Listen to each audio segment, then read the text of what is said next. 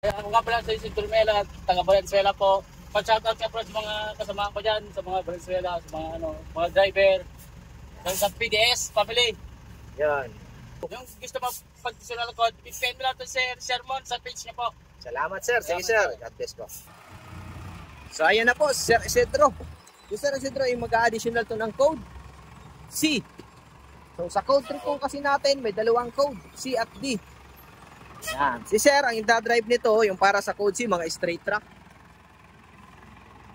Yung para sa mga bus naman po, ayun po, yung D.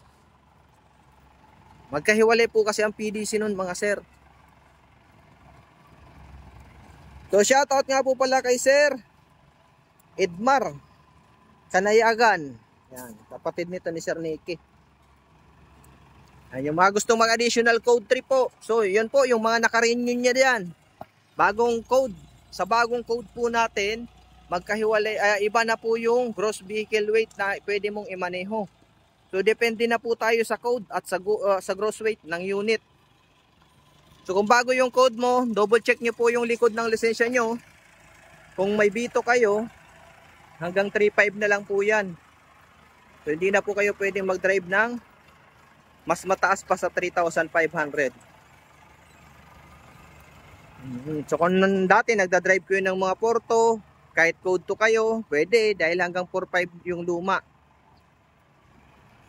Pero sa bagong code, hanggang 3.5 na lang. Kaya ito sila sir, nagpunta dito sa akin para mag-PDC. Yun kasi ang hahanapin ni LTO. O parking ang gagawin ni sir.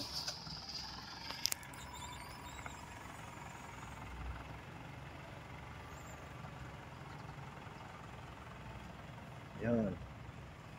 So double check nyo po sa bago nyong lisensya. Makikita nyo po yun. Nasa likod po. O paano din malalaman kung professional na o pro? Nandun din po yun sa likod. Pag professional, PL. Pag non-pro po, NP. So yung mga hindi pa nakakaalam dun sa about sa pagkuha ng lisensya, bawat additional code po, kailangan natin ng PDC, yung practical driving course na nanggagaling sa mga driving school dito tulad sa amin.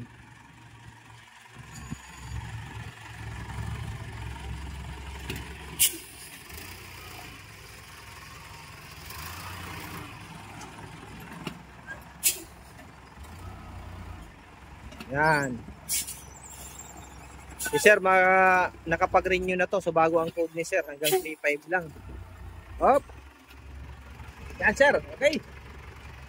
Yan po, yung mga gusto mag-additional code 3 at code 8, PM nyo lamang po ako mga sir.